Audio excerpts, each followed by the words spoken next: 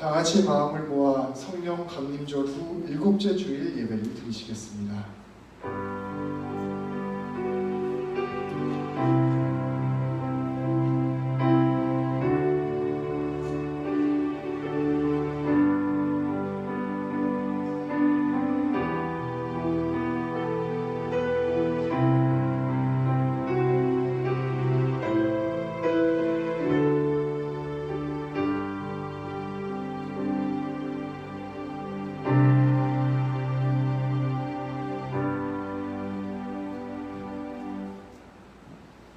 주 나의 하나님이여, 내가 전심으로 주를 찬송하고 영원토록 주의 이름에 영광을 돌리오리니, 이는 내게 향하신 주의 인자하심이 크사 내 영혼을 깊은 소울에서 건지셨음이니이다.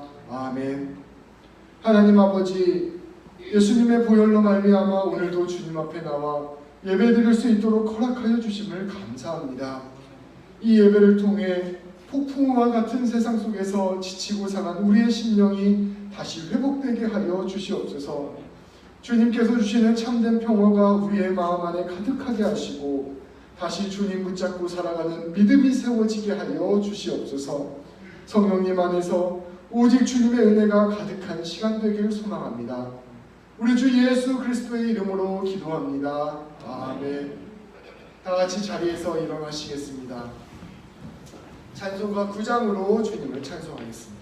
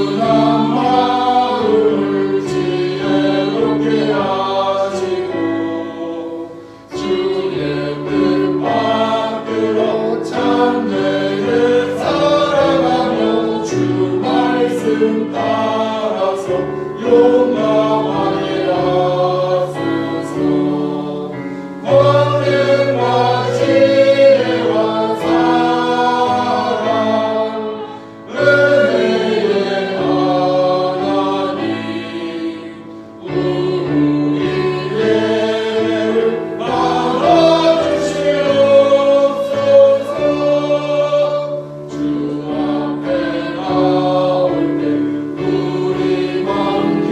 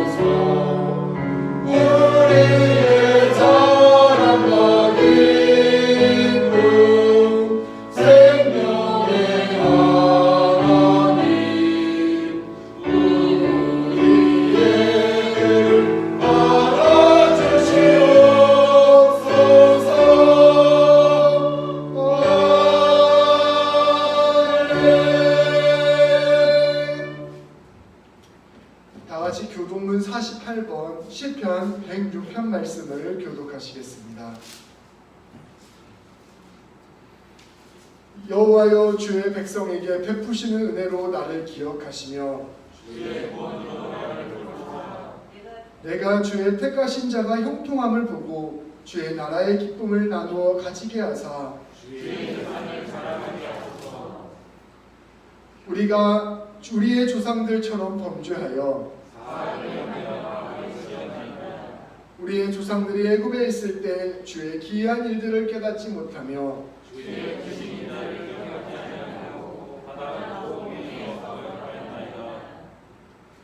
그러나 여호와께서는 자기의 이름을 위하여 그들을 구원하셨으니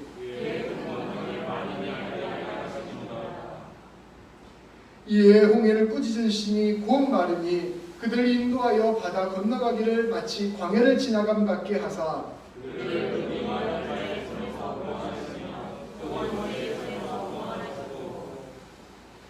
그들의 대적들은 물로 덮으심에 그들 중에서 하나도 살아남지 못하였도다.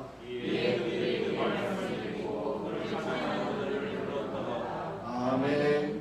우리의 사도신경으로 우리의 신앙을 고백하시겠습니다.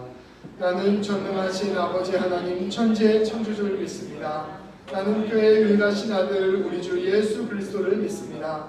그는 성령으로 잉태되어 동정녀 마리에게서 나시고 본디오 빌라도에게 고난을 받아 십자가에 못 박혀 죽으시고 장사된 지 사흘 만에 죽은 자 가운데서 다시 살아나셨으며 하늘에 오르시어 전능하신 아버지 하나님 우편에 앉아 계시다가 거기로부터 살아있는 자와 죽은 자를 심판하러 오십니다.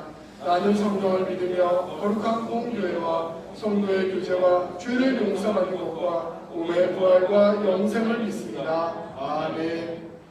다시 자리에 앉으시겠습니다. 찬송가 543장 함께 찬송하시겠습니다.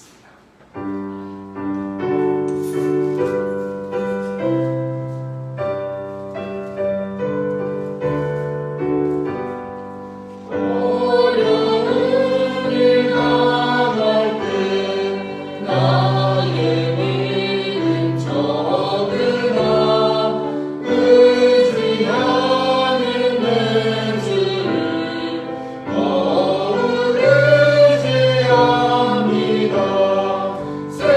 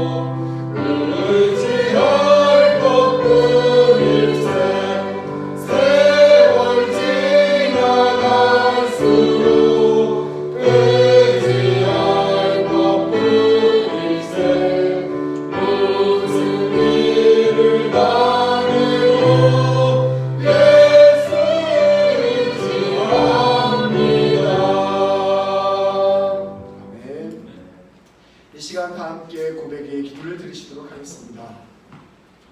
우리가 삶에서 닥치는 수많은 문제들 앞에서 마치 폭풍우와 같은 어려움 앞에서 우리는 두려워하게 되고 불안하게 되고 근심하게 되는 것은 어쩌면 당연한 것입니다.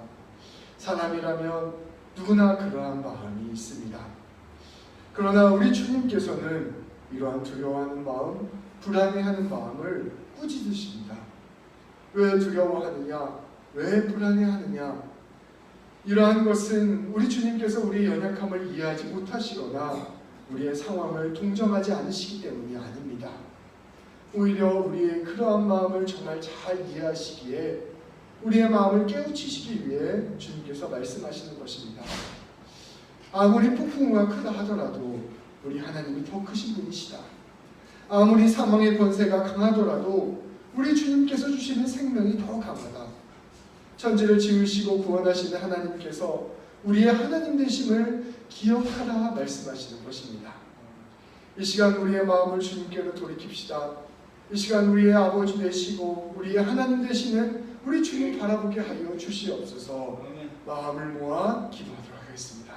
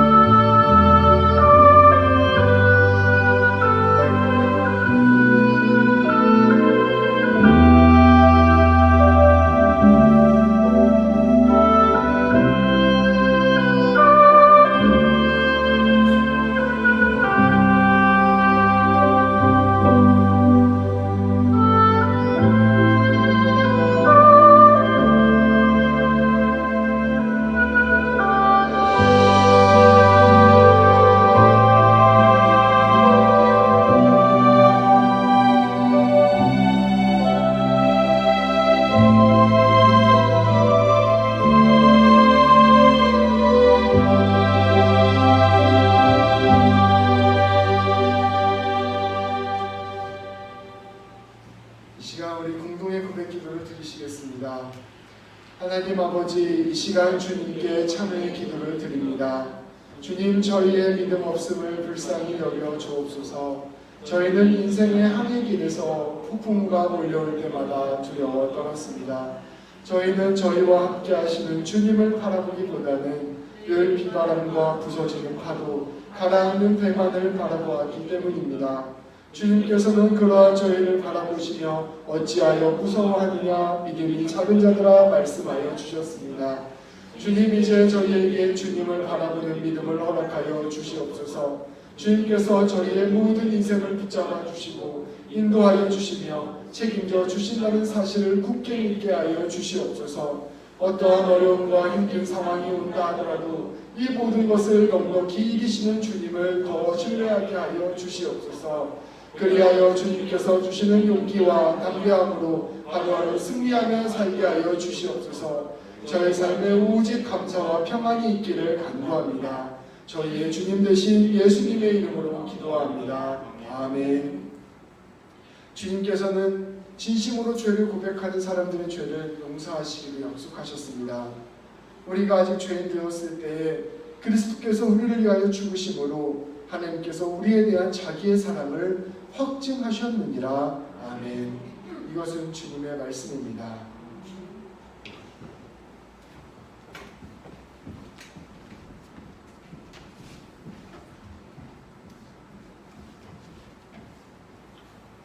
하나님 감사합니다.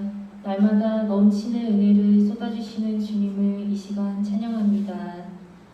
그러나 우리는 너무 연약하고 질그릇처럼 깨지기 쉬워서 그 은혜를 느끼지도 못하고 때론 불평하며 감사치 못했음을 고백합니다.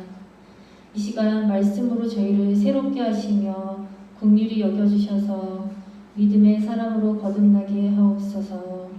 오직 하나님만 영광 받으시고 그 어떠한 우상도 두지 않게 하여 주시옵소서. 오늘도 사역을 감당하며 주님의 뜻을 구하시는 전상혁 선교사님께 힘주시고 속히 코로나가 없어져서 마음과 원주민들과 만나 친교 나누며 복음 전할 수 있게 도와주시고 육체의 강건함과 영의 강력함을 주셔서 어디서 누굴 만나든지 그리스도의 향기가 전해지는 선교사님 되게 하여 주시옵소서. 하나님, 김동희 담임 목사님과 함께 하시어 이 어렵고 힘든 때에 목사님의 말씀이 꿀과 같이 달고 오묘한 말씀이 되어 우리의 영을 치료하기에 부족함이 없게 목사님을 사용하여 주시옵소서. 하나님께서 목사님의 오른편이 되주시고 친구가 되어 주시옵소서. 그 입술을 주관하시며 오직 성령 하나님께서만 의지하며 성령의 충만함으로 덧입혀 주시옵소서. 이설인 사모님과 아이들도 눈동자와 같이 지켜주시고 9월에는 학교도 갈 수 있게 해주시고 늘 기도로 동력하시는 사모님 되게 하여 주시옵소서. 저희 교회를 너무나 사랑하시는 주님, 새벽에 잔디밭에서 기도했던 그 열정을 다시 주시고 기도가 살아나며 말씀이 역사하는 교회 되게 하여 주시옵소서. 하나님, 우리 성도님들의 삶이 빛나게 하시며 아동부, 청소년, 청년부가 일어나게 하시며 부흥의 역사가 일어나게 하여 주시옵소서. 모두가 떨어져 앉고 마스크를 써야 하는 참으로 이상한 시간이지만 이 속에서도 일하시는 주님을 믿습니다. 코로나로 인해 고통받고 아픈 이들을 치유하게 하시고 하루속히 백신이 개발하게 하여 주시옵소서. 오늘도 저희의 상처를 치유하여 주시고 이 시간 온전히 십자가만 바라보고 깊이 예배에 임하게 하여 주시옵소서. 홀로 영광 받아주시 주님을 찬양드리며 살아계신 예수 그리스도의 이름으로 기도드렸습니다. 아멘.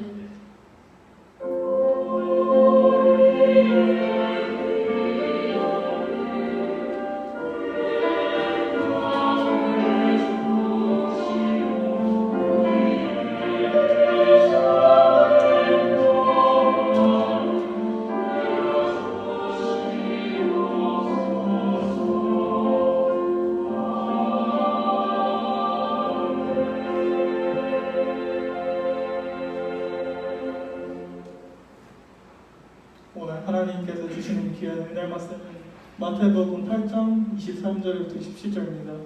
영어로 하겠습니다. Then he got into the boat and the disciples followed him. Without warning, a fierce storm came up on the lake. The waves swept over the boat, but Jesus was sleeping. The disciples came and woke him up, saying, Lord, save us, we are going to drown. He replied, Oh, you little faith, why are you so afraid? Then he got up and rebuked the waves, and it was completely calm. Then the men were amazed and asked, What kind of man is this? Even the winds and the waves obey him. 아멘. 이것은 하나님의 말씀입니다.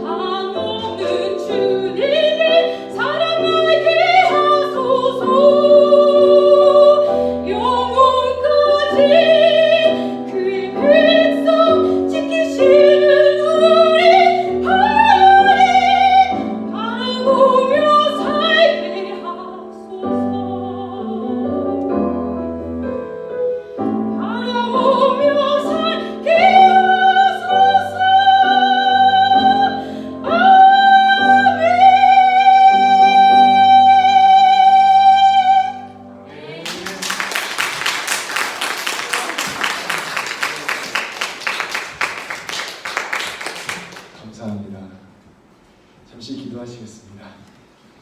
하나님 아버지 감사합니다. 오늘 이렇게 함께 주님께 나와 예배드리고 또 함께 말씀 들을 수 있도록 인도하여 주시면 감사드립니다. 하나님 이 시간 말씀 가운데 함께하여 주셔서 오직 주님께서 주시는 말씀만 우리 가운데 남게하여 주시고 이 말씀을 통하여 우리가 새 생명 얻는 귀한 시간 되게 하여 주시옵소서. 말씀 전하는 저에게 함께하여 주셔서 오직 하나님의 뜻만 전하는 시간 되게 하시고 사람의 생각 전하지 아니하도록 하시며 이 모든 말씀 가운데 성령님께서 주관하여 주셔서 주님께 꼭 필요한 말씀만 남는 시간 되게 하여 주시옵소서. 예수님의 이름으로 기도합니다. 아멘. 우리 지난주 말씀에 이어서 우리 예수님을 따른다는 것이 어떠한 의미를 갖게 되는지를 오늘 함께 또 나누고자 합니다. 우리 지난주 말씀을 잠시 한번 복습해 보도록 하겠습니다. 지난주에 예수님께 두 사람이 찾아왔습니다. 첫 번째 사람은 서기관이었고 두 번째 사람은 제자 중에 한 사람이었습니다. 첫 번째 찾아온 서기관은 예수님한테 말하였습니다. 예수님께서 어디로 가시든지 제가 따라가겠습니다. 그랬더니 예수님께서 이렇게 말씀하셨습니다. 너가 나를 따라온다는 것이 무슨 의미인 줄 아느냐? 그러면서 이렇게 말씀하셨습니다. 여우도 굴이 있고 공중에 새도 거처가 있는데 인자는 머리 둘 곳이 없다. 예수님을 따른다는 것은 영광의 길이 아니라 모든 것을 내려놓아야 하는 길이다라는 것을 가르쳐 주셨습니다. 또 다른 제자 한 명이 예수님을 찾아왔습니다. 제 아버지가 돌아가셨는데 잠시 아버지께 가서 장사 좀 드리고 돌아오면 돼도 될까요? 라고 예수님께 여쭈어보았습니다. 근데 예수님께서는 이렇게 대답하셨습니다. 죽은 자들이 그들의 죽은 자들을 장사하게 하고 너는 나를 따르라. 제자에게 예수님을 따른다는 것이 가장 긴급한 일이라는 것을 가르쳐 주신 것입니다. 예수님을 따른다는 것은 다름 아닌 생명을 살리는 일이기 때문입니다. 제자가 된다는 것은 생명을 살리기 위하여 기꺼이 자신의 것을 내려놓아야 되는 것, 헌신해야 되는 것임을 예수님께서는 가르쳐 주셨습니다. 지난주 말씀을 통하여 무리와 제자가 다르다는 것을 함께 나누었습니다. 무리는 그저 예수님이 필요해서 예수님의 도움을 받고자 예수님을 따라다니는 사람이 무리라면 제자는 예수님의 부르심을 받고 예수님과 함께 더불어 함께 동역하는 사람, 그 사람이 바로 제자다라는 것을 함께 나누었습니다. 이 제자의 길이 힘들고 어렵지만 예수님께서는 우리가 그저 무리가 될 것이 아니라 제자가 될 것을 요청하신 것입니다. 오늘 말씀은 그렇게 제자가 되어 따르기로 결단한 사람이 어떠한 길을 가게 되는지를 우리에게 가르쳐 줍니다. 오늘 말씀은 예수님께서 무리를 피하여 제자들만 데리고 항해를 떠난 말씀이기 때문입니다. 오늘에 나타나는 말씀에 드러난 항해는 무리가 아니라 제자들의 여정인 것입니다. 오늘 말씀을 한 절씩 함께 살펴보도록 하겠습니다. 먼저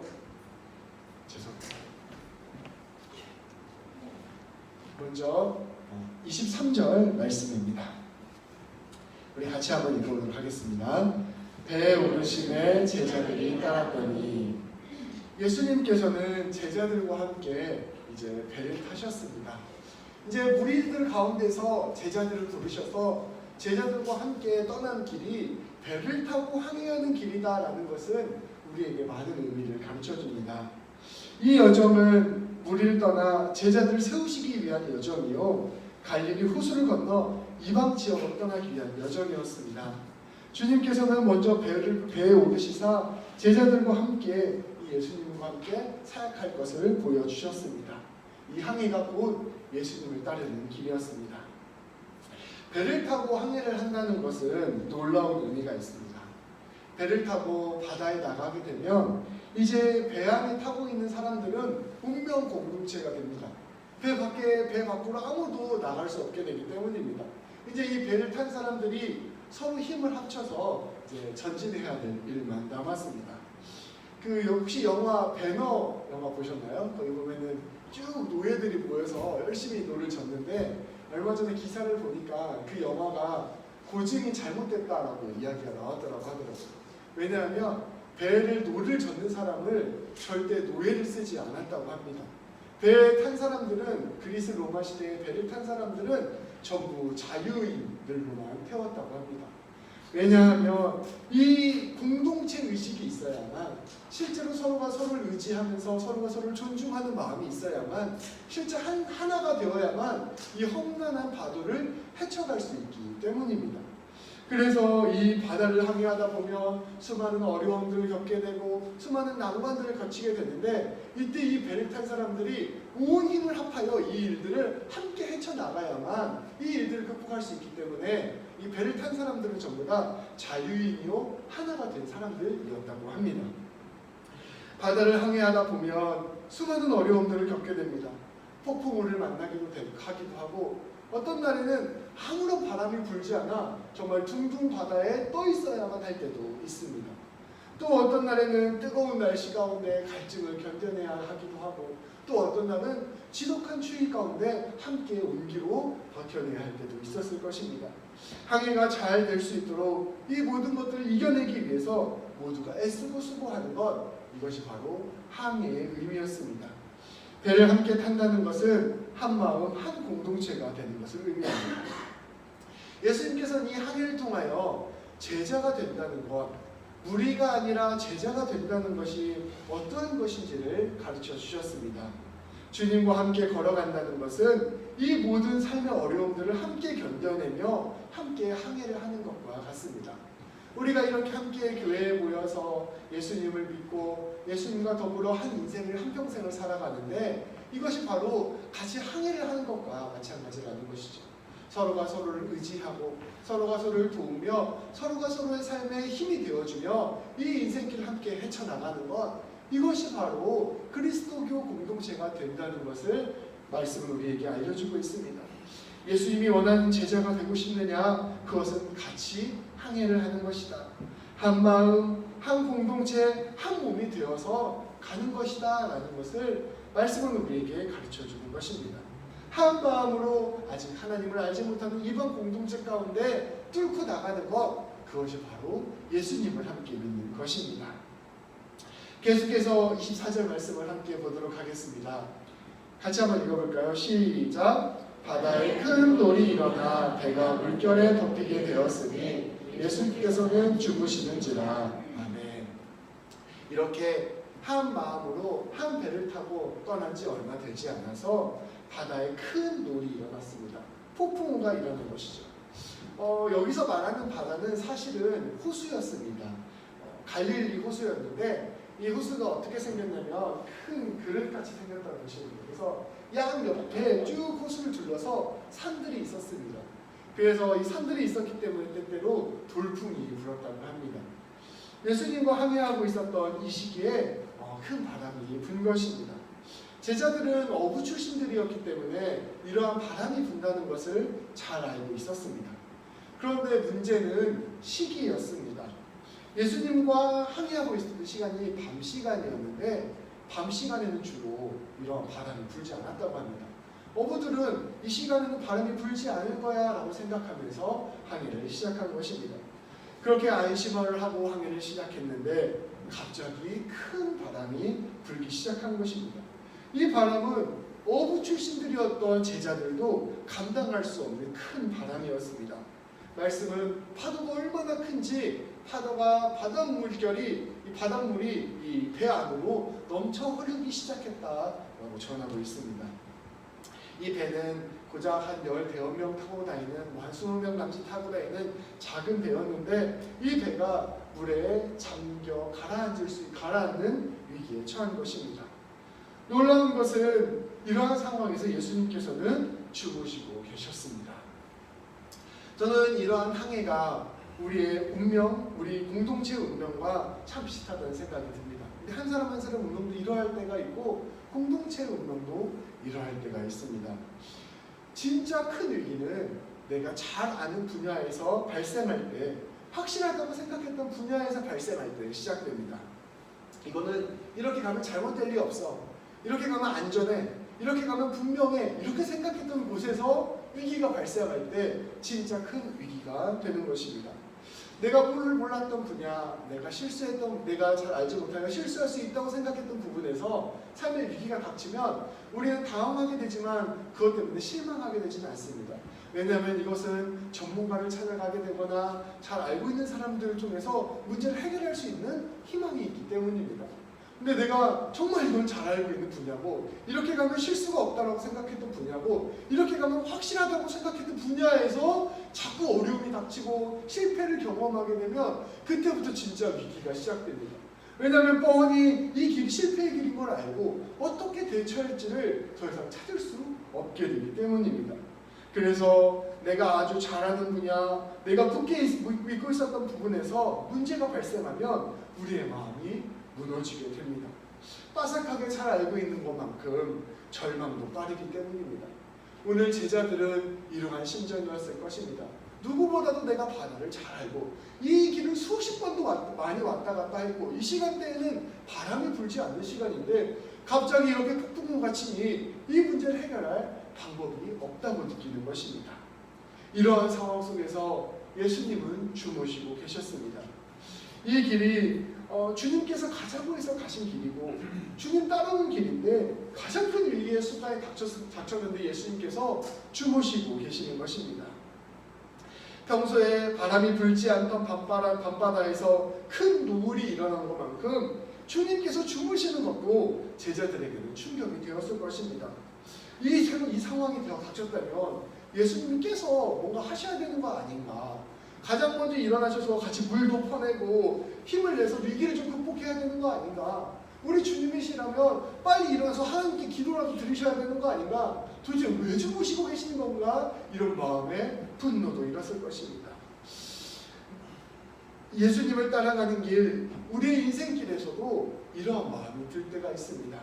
우리가 하나님이 원하시는 길을 따라 가려고 애를 쓰고 수고를 하는데 내가 되게 잘하는 부분, 내가 확실하다고 생각하는 부분에 위기가 발생했습니다.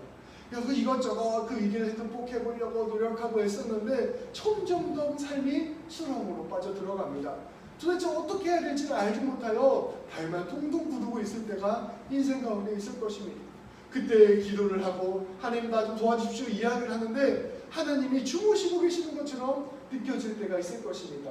그러한 인생의 어두움의 순간, 막막한 순간, 하나님이 침묵하고 계시는 순간이 바로 오늘 24절 말씀의 순간인 것입니다.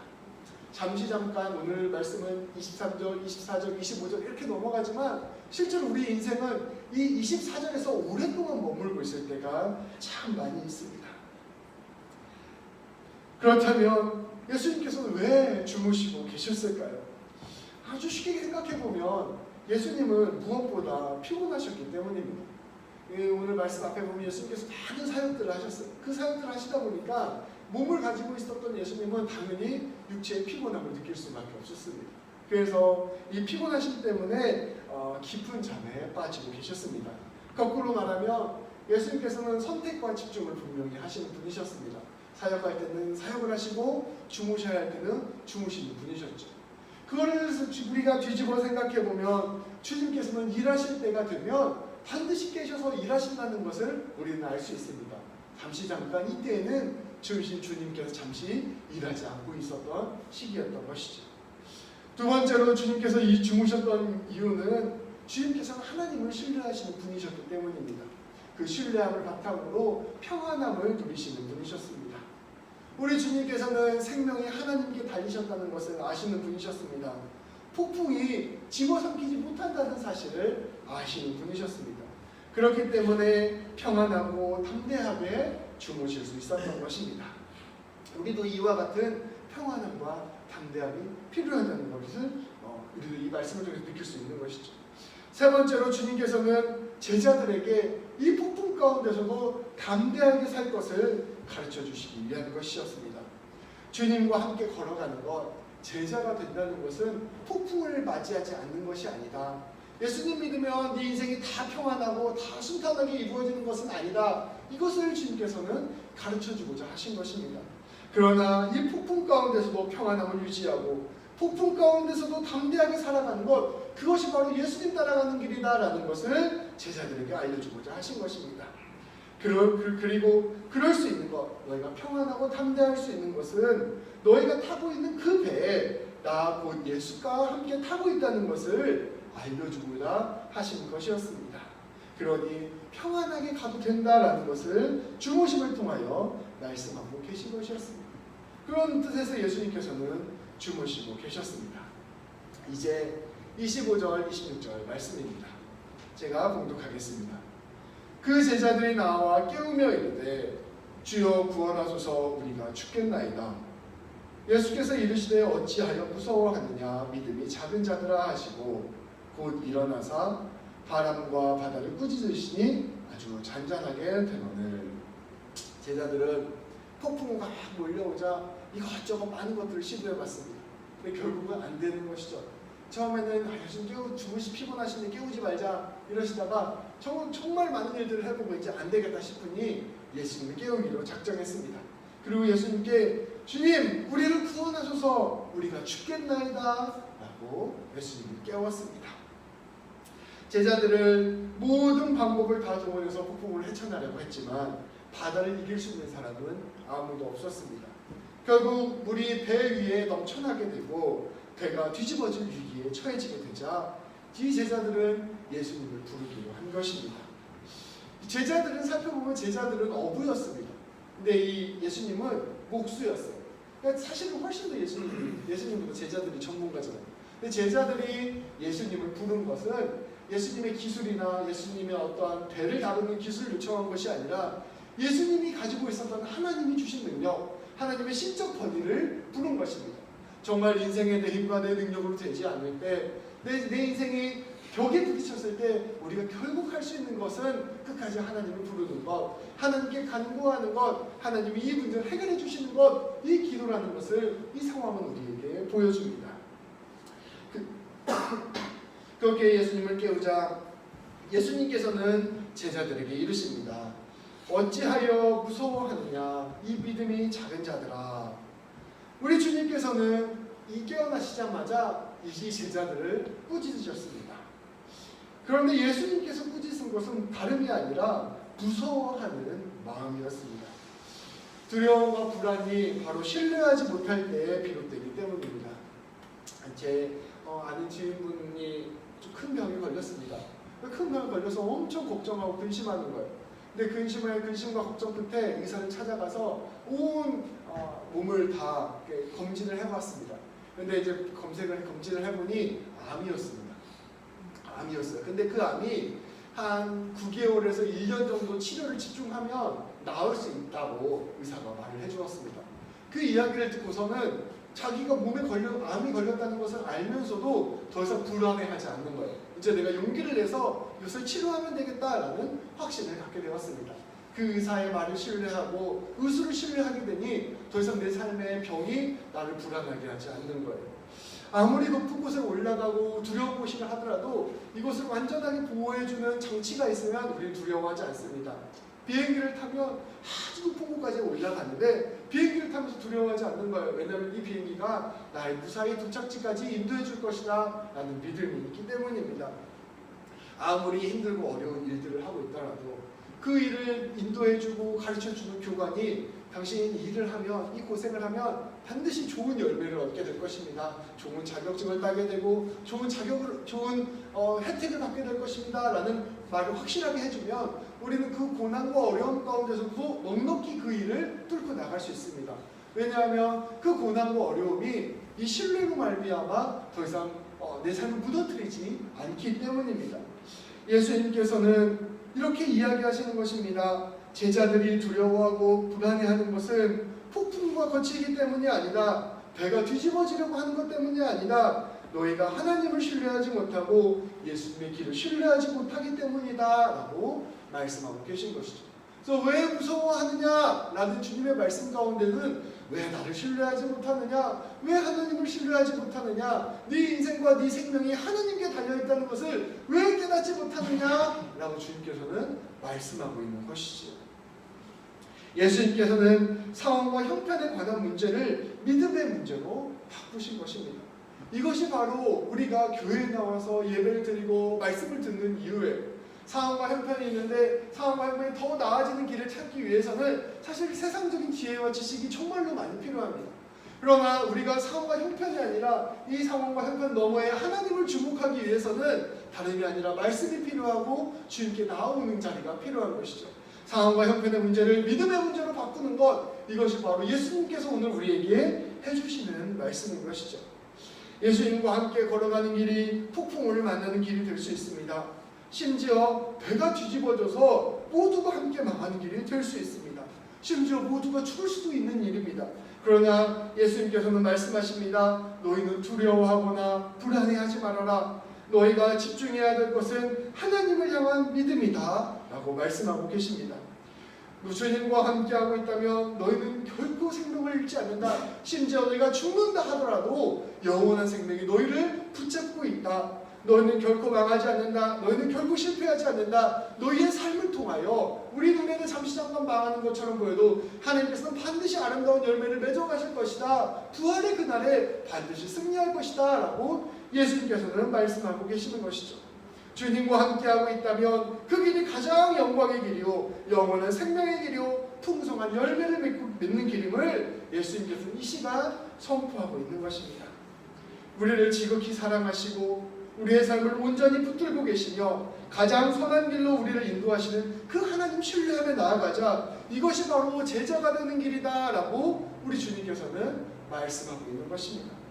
그렇게 신뢰하는 삶을 살 때 우리는 어떤 상황 가운데서도 두려워하지 않고 담대하게 나아갈 수 있다는 것입니다. 이렇게 주님을 신뢰했던 사람 바울이 있습니다. 바울은 14장 7절에서 9절까지 이와 같이 고백합니다. 우리 다 같이 한번 읽어볼게요. 시작. 우리 중에 누구든지 자기를 위하여 사는 자가 없고 자기를 위하여 죽는 자도 없다. 우리가 살아도 주를 위하여 살고 죽어도 주를 위하여 죽나니 그러므로 사나 죽으나 우리가 죄의 것이로다. 이를 위하여 그리스도께서 죽었다가 다시 살아나셨으니 곧 죽은 자와 산 자의 주가 되려 하심이라. 아멘. 바울은 고백합니다. 이제 우리가 그리스도인이 된다는 것은 사나 죽으나 주님을 위한 것입니다. 우리는 이제 주님 안에 붙들려 있는 사람입니다. 그래서 우리가 주님 안에 있으니 더 이상 세상에서 사는 것이나 세상에서 죽는 것이나 그것이 중요한 게 아닙니다. 우리는 살아도 영광을 누리고 죽어도 영광을 누리는 사람입니다. 그러니 상황과 형편에 두려워하지 말고 이 세상이 나에게 덮쳐오는 것에 더 이상 두려워하지 말고 예수님 붙잡고 담대하게 주님이 원하시는 길로 나아가십시오 라고 바울은 이야기하고 있는 것이죠. 이것이 바로 예수님께서 제자들에게 가르쳐주고자 했던 놀라운 하나님 영광의 삶의 경지인 것입니다. 우리 주님께서 우리의 주님이신 것을 믿는 것, 우리 주님께서 우리와 늘 함께 하시는 것이라는 것을 믿는 것, 이것이 중요한 것입니다. 예수님이면 전부라는 사실, 그것을 깨닫는 것이 중요하다는 것입니다. 주님과 함께 한다면 바다가 폭풍 치든지 바다가 평안하든지 그것이 중요한 것이 아닙니다. 주님과 함께 하다면 바다가 배가 순풍을 맞아 쭉 가든지 아니면 배가 뒤집어지든지 그것이 중요한 것이 아닙니다. 이 모든 것을 넘어서시는 예수님을 기억하며 두려워하거나 불안해하지 말기를 주님께서는 선포하시는 것입니다. 그것이 주님께서 오늘 우리에게 말씀하시는 것이죠.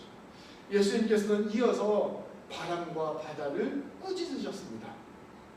되게 독특한 표현이죠. 바다를 꾸짖으셨어요. 그냥 바다야 잔잔해져라 이렇게 말하는 것이 아니고 이 바다를 향해 꾸짖었다라고 말씀을 이야기하고 있습니다.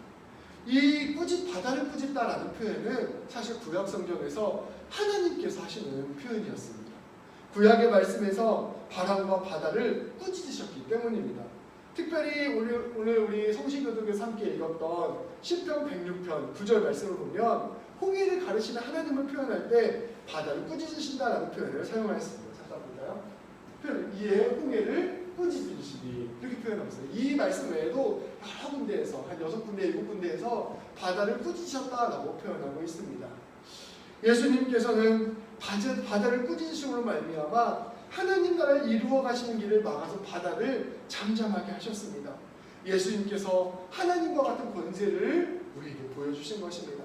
우리가 주님 따라서 주님 원하시는 길을 갈 때 우리의 삶을 집어삼키는 바다들이 있어요. 그 바다와 같은 악한 권세들을 우리 하나님께서는 꾸짖으시며 우리로 하여금 하나님의 나라를 이루어가는 길에 넉넉히 인도하여 주신다는 것을 말씀은 이야기하고 있습니다. 우리 주님께서 곧 하나님이시기 때문입니다. 우리가 최종적으로 주님을 신뢰할 수 있는 이유는 우리 주님의 권세와 능력의 무한함에 있습니다. 우리 주님은 천지를 지으시고 온 세상을 구원하시며 만물을 온전케 하시는 주님이십니다. 제가 앞서 말씀드렸다시피 사함과 형편을 더 이상 두려워하지 않고 사나 죽으나 우리가 더 이상 두려워하지 않는 것은 그것이 우리의 하나님 때문임을 말씀은 이야기하고 있습니다. 이 우리 하나님께서 권능을 가지사 우리를 반드시 이기는 길로 인도하실 것이다 라는 것을 오늘 말씀은 우리에게 이야기하고 있습니다. 마지막 말씀 27절에서 이와 같은 놀라운 일들을 본 제자들의 고백을 보여주고 있습니다. 27절 말씀입니다. 그 사람들이 놀랍게 여겨 이르되 이가 어떠한 사람이기에 바람과 바다도 순종하는가 하더라. 파도가 멈추고 폭풍우가 잠잠해지자 제자들은 경탄하기 시작했습니다. 도대체 이분이 어떠한 분이시기에 바람과 바다도 순종하는가? 어떠한 분이시기에 이 놀라운 일들이 일어나는가? 이 제자들이 고백해 나갔다는 것이죠. 제자들은 이제야 새삼스럽게 예수님께서 어떠한 분이신지를 궁금해하기 시작했습니다. 이 말씀의 쭉 과정을 보면 이 예수님의 제자가 된다는 것, 예수님을 따른다는 것이 어떠한 순서로 이루어지는지를 우리에게 보여줍니다. 주님을 따르는 길은 맨 처음에 폭풍우를 만나 폭풍우 가운데 수고하고 애쓰는 일에서부터 시작됩니다. 상황과 형편 가운데서 내가 이 일을 어떻게 헤쳐나가야 될지 이 일에서부터 시작되는 것이죠. 그러다가 주님의 능력과 주님의 힘을 기억하며 주님을 깨우는 일로 우리의 마음이 옮겨집니다. 하나님 우리를 도와주십시오. 하나님 우리와 함께 해주십시오. 이 상황과 형편을 주님 이기게 해주십시오. 이렇게 우리가 주님의 능력과 힘에 의지하는 방향으로 우리의 인생이 이어지는 것이죠. 근데 주님께서 일하시는 것을 보고 주님께서 역사하시는 것들을 경험하면서 그리고 주님과 계속 교제하고 소통하면서 결국 우리는 우리 주님이 어떠한 분이신지를 깨닫게 됩니다. 상황에서부터 이 일을 해결하는 문제로부터 결국은 주님 그분 자체를 경험하게 되고 알게 되고 교제하게 되는 것, 이것이 바로 제자로서의 여정임을 오늘 말씀은 우리에게 가르쳐주고 있습니다. 이렇게 주님을 알게 되고 주님을 신뢰하게 되면 결국 우리의 삶 가운데서는 주님의 놀라운 열매를 맺어가게 되는 것입니다. 우리가 그리스도의 제자가 된다는 것은 이렇게 예수님을 경험하고 예수님을 믿게 되고 예수님을 점점 더 알아가게 되고 결국 예수님을 닮아가게 되는 것입니다. 성경에 보면 이 배 타고 가는 내용들이 몇 번 나옵니다. 첫 번째 배 타고 가는 내용은 어디에 나오냐면 그 노아의 홍수 때 그 방주 타고 가는 이야기가 나와요. 또 그 배 타고 가는 이야기가 언제 나오냐면 요나 이야기 때 요나가 배 타고 가는 이야기가 나옵니다. 그리고 오늘 말씀에 이렇게 풍랑을 만난 이야기가 나오고요.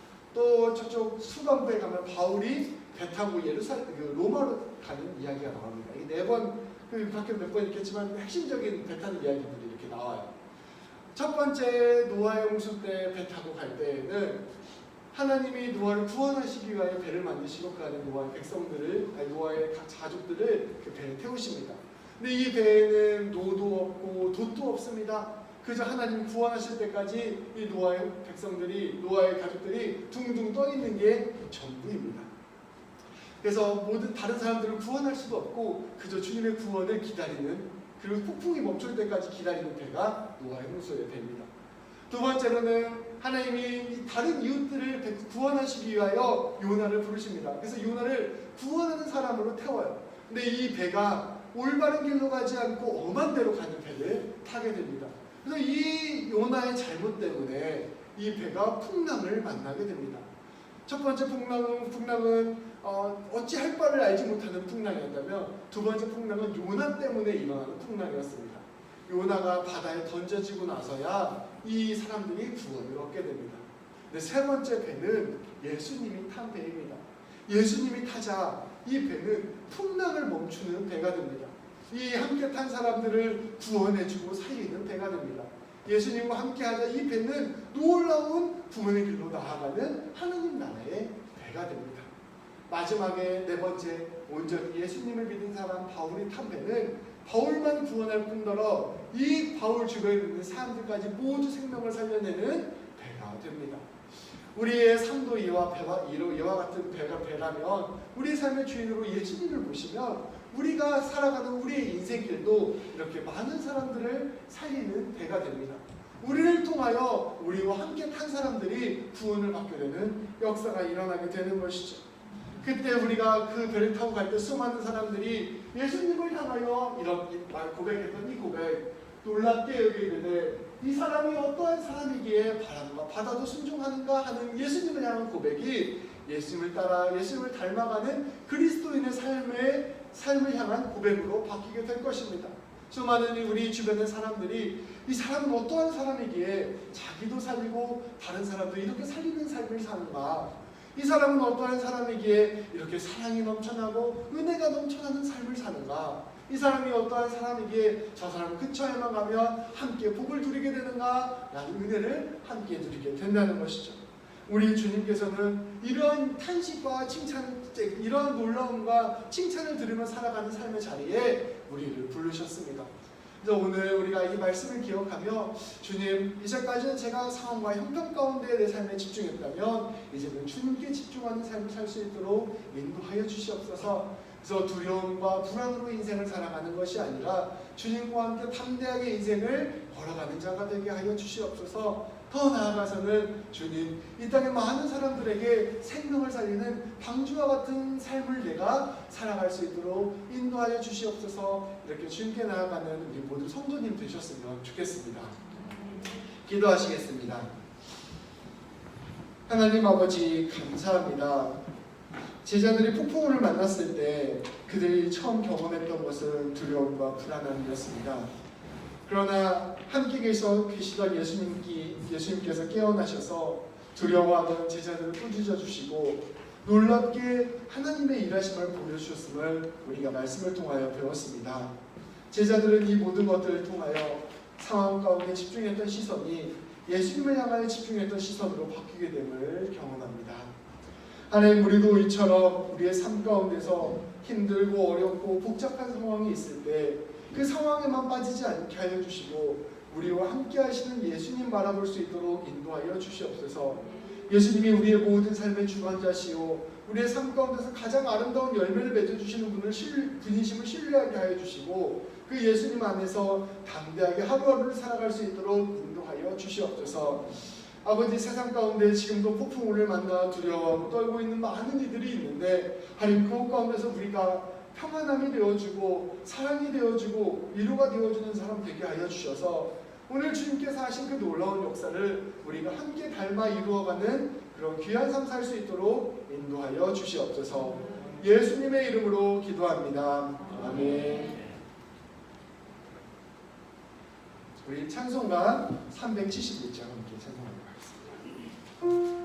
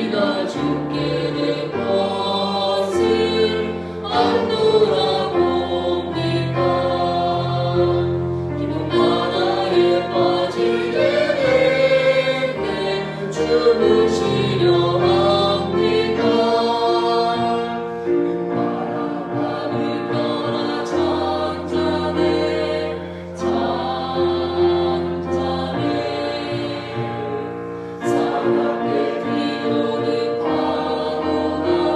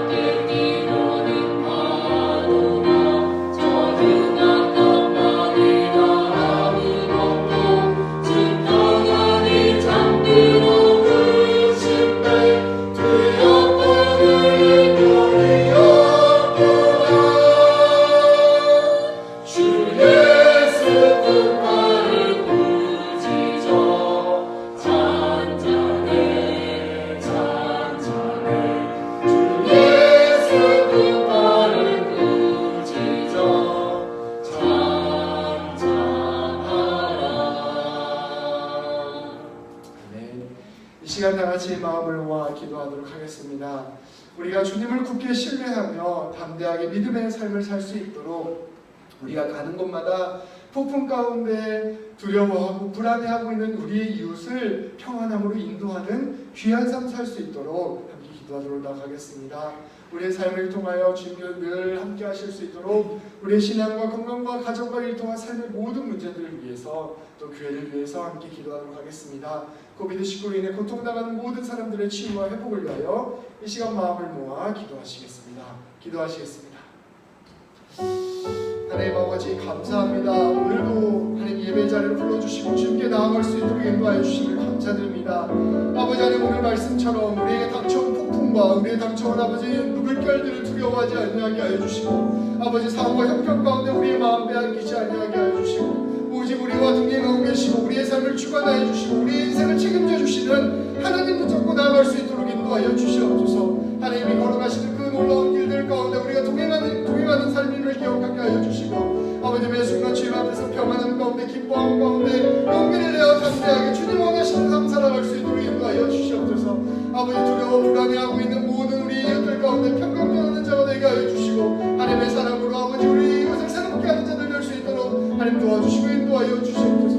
아버지 우리 모든 삶을 주관하여 주셔서 순간순간마다 주님께서 개입하여 주시고 모든 삶의 자들 가운데 주께서 은혜를 부려주셔서 늘 주님과 함께 동행하는 우리 모두가 될 수 있도록 인도하여 주시옵소서. 아버지 코비드19로 인하여 고통받는 모든 이들 주께서 기억하여 주시고 위로하여 주시고 치료하여 주시고 회복시켜 주셔서 하루빨리 주의 은혜와 사랑이 이 땅 가운데 충만하게 임할 수 있도록 주님 도와주시고 인도하여 주시옵소서. 하나님 아버지 감사합니다. 우리로 하여금 주님 바라볼 수 있게 하여 주시고 주님과 함께 동행하는 삶 살아갈 수 있도록 인도하여 주심을 참으로 감사드립니다. 아버지 하나님 우리의 삶이 수많은 풍랑과 어려움 가운데 아버지 어떻게 나아가야 할지 알지 못하는 어려운 때가 참 많음을 고백합니다. 아버지 그러나 오늘 말씀을 통하여 상황과 형편에 주목하기보다는 우리와 함께 하시는 주님 신뢰하며 나아가기를 우리 주님께서 요청하심을 우리가 깨닫게 되었습니다. 아버지 하나님 우리가 오늘 말씀처럼 주님 붙잡고 걸어가는 삶 되게 하여 주시옵소서. 두렵고 떨리지만 우리와 함께 하시는 주님이 주신 힘이 더 크심을 깨닫게 하여 주셔서 그 힘 가지고 넉넉하게 승리하며 나아가는 우리 모두가 될 수 있도록 인도하여 주시옵소서. 아버지 하나님 힘들고 어렵고 살아가는 그 삶 가운데서 우리의 귀한 것들 주님께 나누어 드렸습니다. 하나님 아버지 이렇게 드리는 우리의 예물을 통하여 하나님이 놀랍게 영광 받아주시고 아버지 하나님 우리의 인생 가운데 가장 귀한 것 가장 소중한 것이 하나님 되심을 다시금 깨닫는 우리 모두가 되게 하여 주시옵소서. 아버지 그 바쳐진 이 예물이 주님 원하시는 귀한 일에 사용되어지게 하여 주시고 하나님 이 예물을 통하여 많은 이들에게 넉넉한 사랑 나누어주는 우리 교회 될 수 있도록 인도하여 주시옵소서. 아버지 지금도 코비드19로 인해 고통받는 많은 사람들이 있습니다. 주님께서 위로하여 주시고 회복시켜 주시고 치유하여 주셔서 아버지 하루빨리 주님 주시는 참된 평강이 참된 생명과 치유의 역사가 이 땅 가운데 임할 수 있도록 인도하여 주시옵소서. 예수님의 이름으로 기도합니다. 아멘. 우리 다 같이 자리에서 일어나시겠습니다. 찬송가 546장으로 주님 찬송하겠습니다.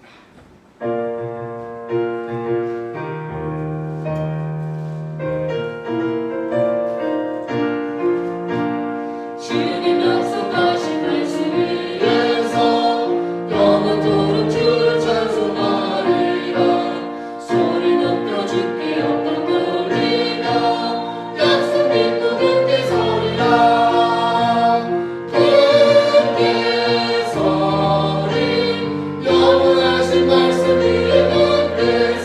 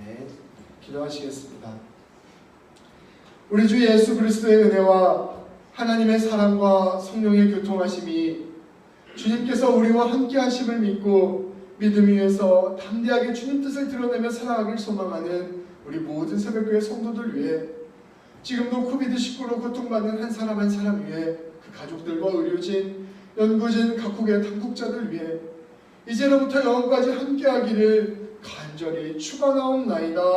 아멘.